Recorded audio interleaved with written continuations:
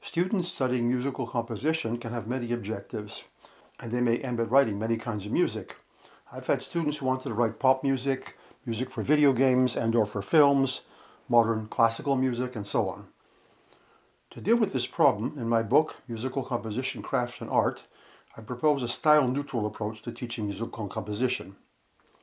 But teaching like this, in a style-neutral way, implies that the teacher has something other to offer than stylistic criticism and suggestions. The teacher's focus, in my opinion, should be on craftsmanship, helping the student to write whatever kind of music they want as effectively as possible. Although the examples in my book are drawn from the classical standard repertoire, the principles I discuss are much broader. Although I'm certainly not an expert in all the diverse kinds of music, there are some things that most of the kinds of music that people want to listen to all have in common. Music involves patterns in sound, which are usually intended to stimulate a certain emotional response in the listener. While the details of musical perception are complex, and indeed have recently been the object of much scholarly study, we do know that all human cultures have music, and it's usually associated with singing and/or dancing. Both singing and dancing involve creating and organizing patterns in sound in ways that are coherent, because they relate to the ways our brains function. Since listening to music happens in real time, we don't normally listen analytically. And even if we do, there is no time to do a really detailed analysis while the music goes on. So we depend on what Daniel Kahneman calls our System 1. That is, things we perceive and understand without much analytical effort. Obviously, as a longtime professional musician, I'll notice things when I listen that a beginner would not. But if music doesn't get me directly involved on some emotional level, I'll have no interest in hearing it again. Coherent patterns in sound always imply norms, things that are constant enough to recognize and compare. Some of these norms combine to create styles. For example, a constant, very strong, almost mechanical beat combined with a singer using a mic excludes Mozart right away. And indeed, if a pop song like that suddenly morphed into a Mozart piano sonata, it would just sound like a mistake.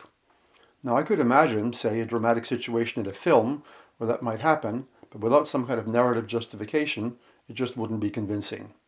To be clear, style exists on several levels. The most general level is the more or less common musical vocabulary of a specific time and place, things that are constant across many composers' work. The next level involves genre. For example, a pop tune has different norms than a piano concerto.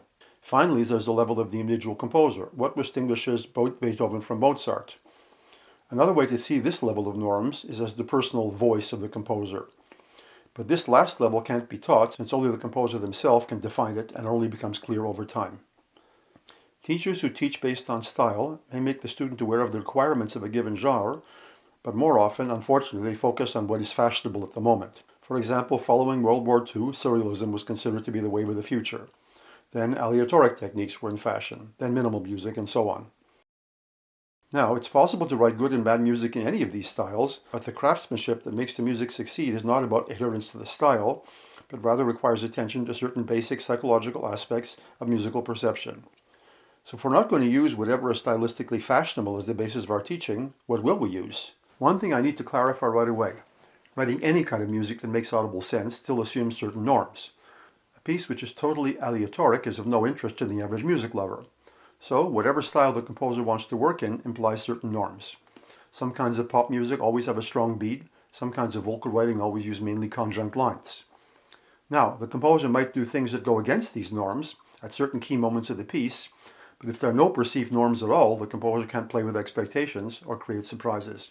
Also, the musical character can't be clearly and effectively communicated if there's nothing consistent about what we hear. So the first principle of style-neutral teaching is to observe what's normal in the piece we're aiming at. This involves all the dimensions of the music, not just pitch. Rhythm, tempo, timbre, register, articulation, and so on can all create coherence and expectations, provided they're not just random. Once we understand the norms of the kind of music the student is aiming at, what stands out and why? If something does stand out, where? Does it happen in a significant place? If not, it'll just feel like a mistake. Another key question when something stands out is how much? For example, a 2-minute piano prelude needs less contrast than a 30-minute concerto. So the right amount of contrast in one context can be totally wrong in another. Often the teacher's job is just to help the student get the dosage right. Here are some general criteria that can be applied in many different styles. I present them here as questions, a sort of checklist for the teacher when examining the student's work. In my book, Musical Composition, Craft and Art, and also in several YouTube videos in this series and elsewhere, I discuss the details of these requirements. In my book, I also provide exercises for the student. Here I'll just present them as questions to ask. Does the beginning create interest and some kind of suspense? If there's some sort of puzzle at the start, it will have to be followed up. Is the material focused enough to create a strong character? Or does too much variety end up just being distracting or just tepid? Is there enough predictability for the listener to get involved, or is there too much making the music monotonous? Does the music progress or just go around in circles staying at the same level of intensity? Does it reach any kind of peak of intensity? The music have clearly audible punctuation? A listener can't remember 10 minutes of music with no punctuation. In a longer piece, is there enough contrast to maintain the listener's interest? Are the contrasts introduced convincingly? Is there enough surprise or too much? In other words, how are the transitions handled? Most contrasts in a large piece should be relatively gradual. Too many sudden surprises create an effect like a novel where every chapter begins and then something strange happened. Does the music breathe? Is there a sense of tension and release, or does it always stay at the same level? Is the ending convincing, or does it leave the listener unsure whether the piece is over? All of these things can be discussed at length, and as already mentioned, I do so elsewhere.